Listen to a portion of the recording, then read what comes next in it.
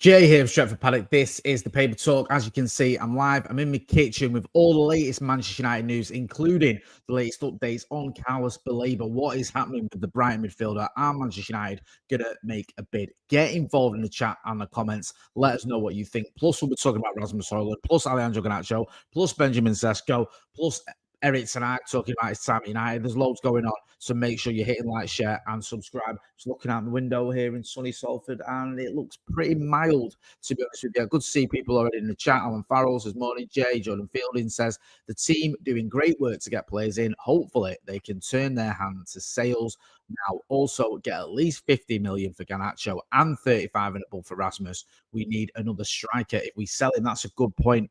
Do we need to bring in another striker? Are we going to sell Rasmus Hojlund? Let's get into it. Rob Clark says, morning, Jay. Looking shiny today. Thank you. I'll buff my head up special. Martin P says, I personally feel that United should give Rasmus this coming season. Pressure off him and having competition might push him. If it doesn't, then we know for sure. Chris Thompson says, come on, Baleba, that famous 80s tune from Dexter's Midnight Runners. Right, let's get into the Baleba one, shall we? Because I think that's the obvious one. There was a post from, I think it was a YouTube clip from Romano doing the rounds last night, I want to say. And it said Manchester United are in constant contact with Carlos Baleba's agents. Even today, that'd be yesterday, regarding the contract and salary. Manchester United wants to advance from Baleba's side. Baleba is not closing the door to Manchester United. Now, in terms of United and transfers this summer, what we've tended to do is we actually go to the player first, or the player's agent.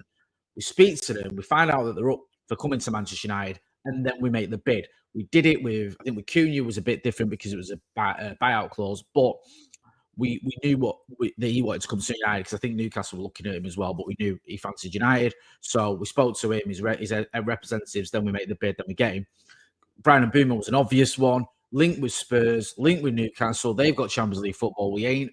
Manchester United weren't concerned about that because we spoke to the player. We knew he was keen on a move to Manchester United. Then we make the bid, and then we get it over the line.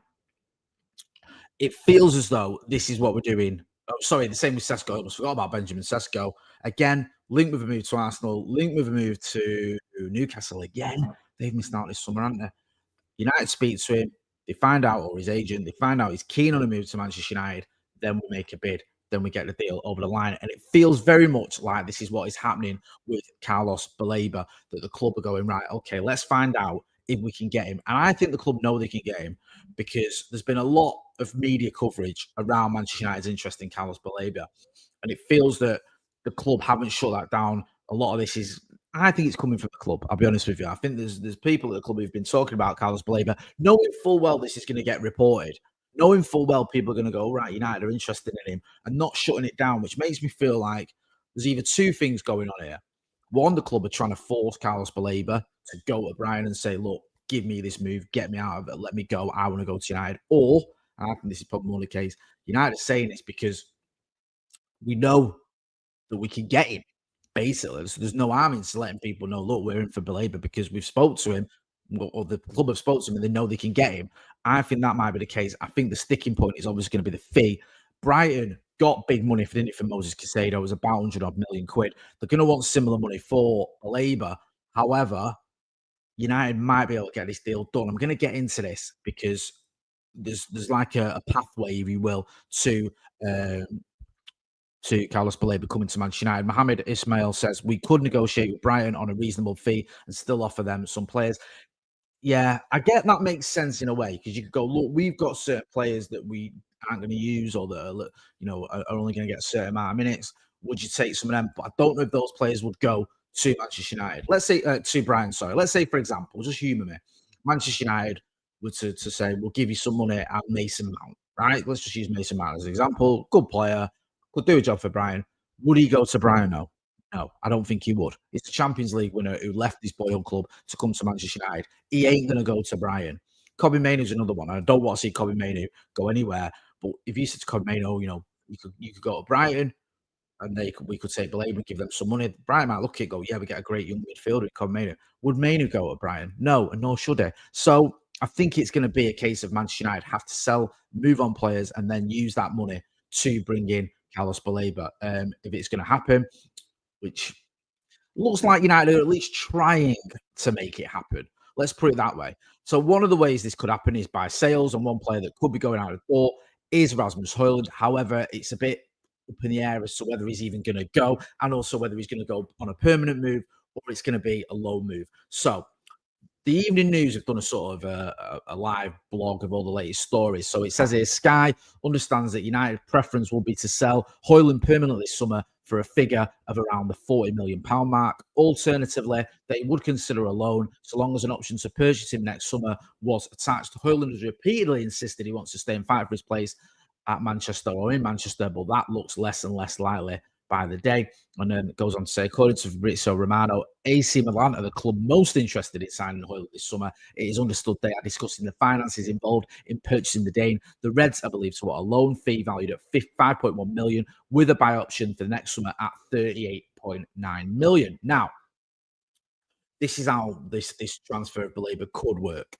If Manchester United go, okay, we'll have a loan for Rasmus Hojlund with a view to buying him for 38 million in the summer, next summer.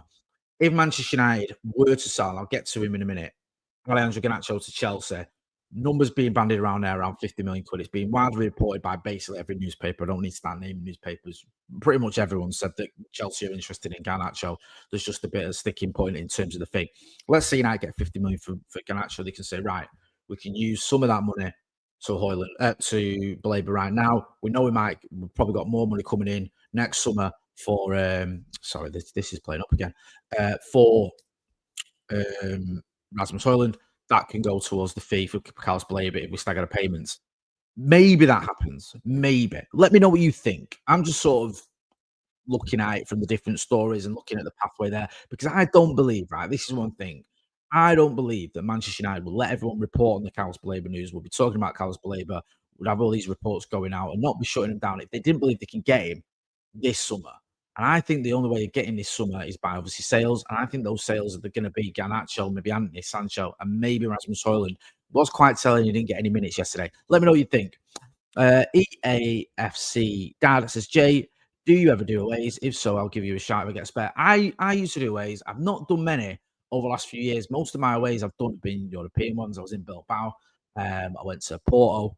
I've been to the Nou Camp. I've been to Atletico Madrid over the last few years. But I'm always open to an away. I wouldn't mind doing a couple more aways this season. I do all the home games. So, yeah, give me a shout if you've got a spare. Happy to do an away with you, bro. Reg says, Collier is 21 already. If he can't make it in the useless midfield we have, when is he going to be good enough? I think that's very harsh, Reg. Because I think Collier came into an absolute shambles, didn't he? You got to remember that I think, if I'm less mistaken, Collier's debut was against Liverpool, wasn't it? We were 2-0 down. Coming in for Casemiro at half time, United 2-0 down. It's an absolute horror show from the Reds. That was, I think, his Premier League debut. Then he's in and out of the team. Then he gets an injury. And I actually think when Toby Collier's played for Manchester United, he's done all right. I think he's played at left back as well, hasn't he? So he's played in different positions and he's acquitted himself quite well. Hasn't been a functional team to come into. It hasn't been like when you saw the Class of 92 coming into a team that already had a load of established stars. He's coming into a team that was struggling. He's had 2 managers already, even though he's only been at the club for, a year, or in the first team for a year. He's had an injury to deal with. So I'm not giving up on Toby Collier. I know there's talk of him maybe going out on loan, but I think it's a bit, I should say, he's 21, he's done. And also for midfielders, it's very rare for midfielders to play for Manchester United sort of in the teens. I think you got to remember that Kobe Mainoo was an outlier. That doesn't happen very often. And I've not given up on him. Ben Jacobs, who someone referenced earlier, has tweeted 54 minutes ago. He says, Rasmus Hojlund has now been directly told he'll need to leave to gain minutes this season and is considering his options. United prefer to sell, but have not ruled out a loan. Milan prepared to meet United's 40 million valuation via a loan fee and buy option. Further talks took place yesterday, and he's sort of shaking hands emoji with Alex Crook. I think Ben Jacobs and Alex Crook work together, don't they, on Talk Sport sometimes? They do. I don't know if it's a show together or he just has him on. So it does feel as though Rasmus Hojlund's time at Manchester United is coming to an end. The club are more basically saying, from what we gather from these reports, we don't want you. You can go. You can go either on a permanent move or on a loan move. And I think that was maybe the message that was being sent to him when he didn't get any minutes against Fiorentina. I didn't want to look too much into it, but you can't ignore all these reports. And it does seem as though the player at one point was willing to, or probably even now, was willing to stay and fight for his place, but he's kind of being told, no, don't bother because you ain't going to get any minutes. You need to go. Let us know what you think about it. Do you think we should be getting rid of Hojlund? Do you think we get good money for him? Do you think this is going to help us? John O'Connell says DCL incoming as a backup. Dominic Calvert-Lewin was linked with Manchester United, wasn't he? About a few weeks ago, really. It seems like an eternity away, but I think it was when we were just before we went away on tour. That seems to have cooled a little bit. People say, well, that could have been a backup option. But if you get Sesko and Dominic Calvert-Lewin as your two strikers, plus you've got Cheeto, does that make a lot of sense? Let me know what you think. Get involved. Martin P says, can we talk about Liverpool selling a £100 million player for 40 million? This is the news that Darwin Núñez, I think, has gone to, is it Al Hilal for 40 million? The thing with Liverpool, right, with this transfer and with the other business they've done, they can afford to do it. They can afford to take a 60 million quid hit on Darwin Núñez because they've got money already. They've got a lot of money from winning the Premier League. They've got money from other transfers they've made.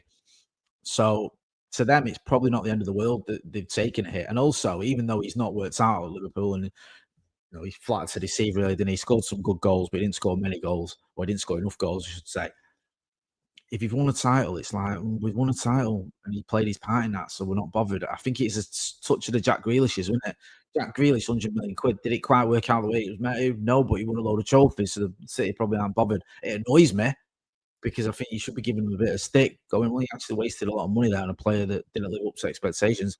But ultimately, they've won the trophy they wanted to win. They've won the title with Darwin Núñez, and now he's going to go, and at least they're getting something for him. So I'm not too fussed about that, to be honest with you.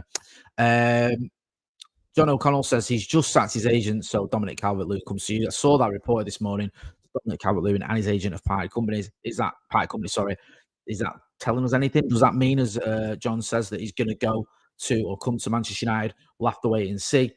Gary Towers says Hojlund's going has to have some guarantees in terms of something permanent. If it's a loan only with an option, we'll be stuck with him. I actually think he could do a decent job in Serie A. I think he did a good job there a couple of years ago, didn't he, for Atalanta? Scored 9 Serie A goals. We bought him for too much money, to be honest with you, and put too much pressure on him. After 9 Serie A goals, we should not have been paying 70-odd million quid for him, and he shouldn't have been going in as our first choice striker. But we did, and he was, and that was just a huge error. But he could go back there and do well, and we could get a fee for him. But I understand your point. It's like we don't want him to go there. Not quite happen for him. We saw it, didn't we, with Andy Martial when he went to Sevilla. Went there, had a bit of a disastrous loan spell, just came back, was just like surplus to requirements at Manchester United, and his value had gone down, not up. Andrew Saunders says Mason Mount has been standout in pre-season. I feel there will be lots of rotation in front three to get in minutes. That includes dropping Bruno. I'm not too sure about that. I'm going to be honest with you. I think he's been all right in pre-season. I think he's had some decent performances. Don't know if he's been standout. I certainly don't think he's done enough to make me think that Bruno Fernandes should be dropped. Bruno Fernandes can play every week. You've got one game a week. Bruno Fernandes is never injured. He plays more minutes, Bruno Fernandes, than almost any midfielder in the world. I think because he plays for Portugal all the time and he plays for Manchester United. And even with our faults, Manchester United have been to what? Is it 3 finals in the last 2 years? You look at the amount of games you need to get to the Europa League final. You obviously get to the FA Cup final. In fact, it's 4 finals in it. Sorry, forgive me. And he's played almost every minute of all those games. So I just don't see Bruno Fernandes getting dropped for Mason Mount. I don't. I mean, obviously, it's out to your opinion, and we'll see. You might be right. But I just think Mason Mount's been decent in pre-season. I certainly don't think he's done anything to make me feel like he should be getting in rotated for Bruno Fernandes. But we'll see. We'll have to wait and see. Michael Telfer, sorry, says, I admire Hojlund wanting to stay, to be honest, but for a career as a solid loan could help him find form. Yeah, I just think it's admirable. I always admire and like players that want to stay and fight for their place. If I was playing for Manchester United, I'd be the same. I wouldn't want to move. I want to stay. I want to play for Manchester United. I'm still one of the biggest clubs in the world, and you've got to back yourself as a player and say, look, all right, I might not have had the easiest time of it, but I still think I can do a job. However, I just don't think he's going to get minutes, and that's all the reports. So he's probably better off moving on.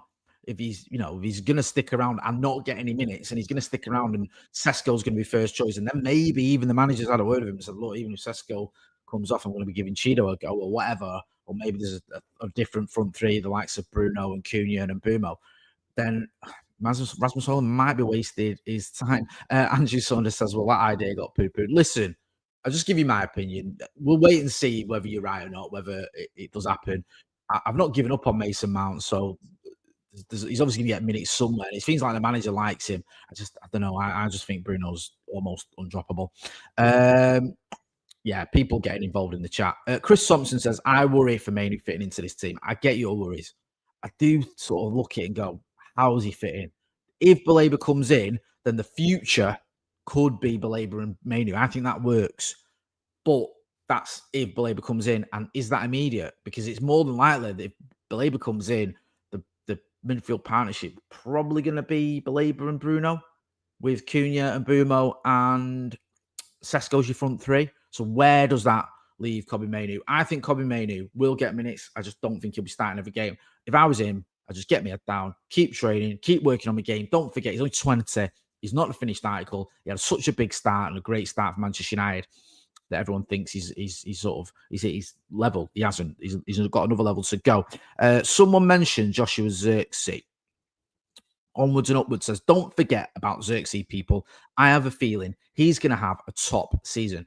I've not forgotten about Joshua Zirkzee. We did a video on him about a month ago now. It feels like a sort of eternity ago, where we said that maybe if we didn't bring in a striker, we could work with a front three of Zirkzee, Mbumo, and Cunha. I think Steve did a video on his other channel talking about how maybe he could do that with with Zirkzee dropping deeper and Mbumo and Cunha kicking on. I think Makola mentioned this yesterday as well on the watch along. So that could be an option.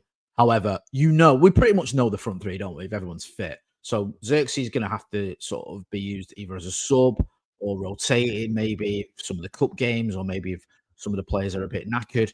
So I don't expect Xerxes to start, but you never know. And plus, there could be injuries. And the good thing with Xerxes is, I know he's this 9.5, but maybe you could play him as a 9, and you could also play him as a 10. I think there's 2 roles he can fulfill in this team. Let me know what you think. Get involved in the chat.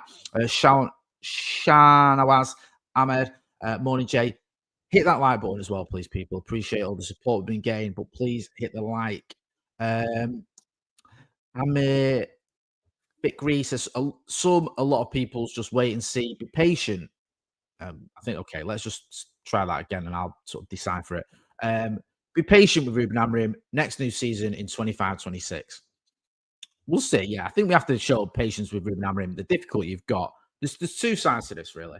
On one side, I think people will be patient, they appreciate. We've just finished 15th. Ruben Amorim has stuck to his guns in terms of his system. We've brought in a load of new players. It's going to take a little bit of time.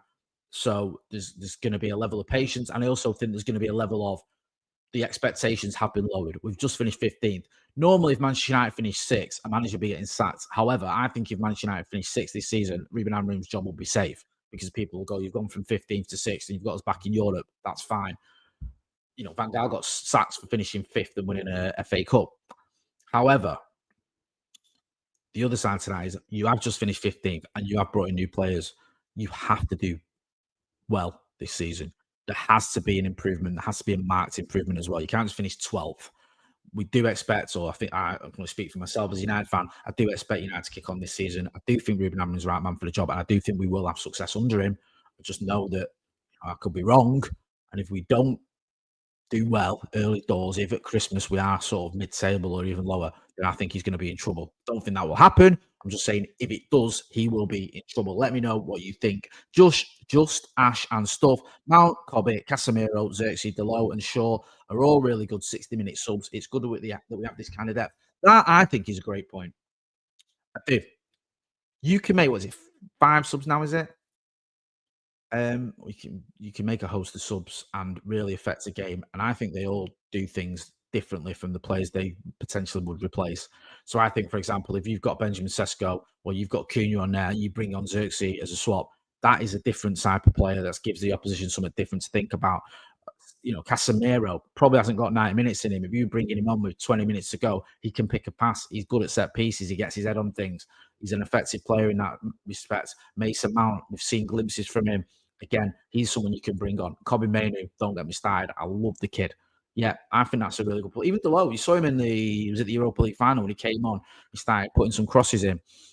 I've not given up on Diogo Delo. I think he's a good option. I don't think he'll start at right wing back. I think it's going to be Amad Diallo, or Ahmad, sorry, as he likes to be known. But we'll wait and see.